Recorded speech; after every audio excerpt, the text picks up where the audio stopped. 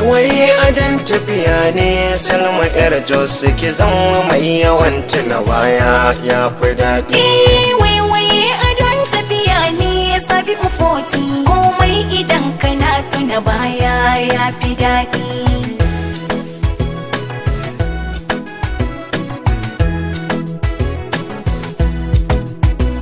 Da fara kalikin sarkin nan ilahu mai dare ranan nan sarkin da ya yi san mai dinnan shi ne ya kaji kasai dinnan sarkin da ya yi maza matan nan shi ne yake taba na basira na ji daɗi.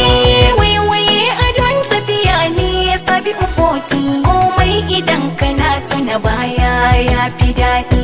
Yabo ga shugaban kyawawa manzo rasulu ɗan larabawa shi ne tudu abin dafawa da ahalin gidansa na sawa na sa sahabu gatan kowa da tabi'ai idan na saka sai na ji wani daɗi.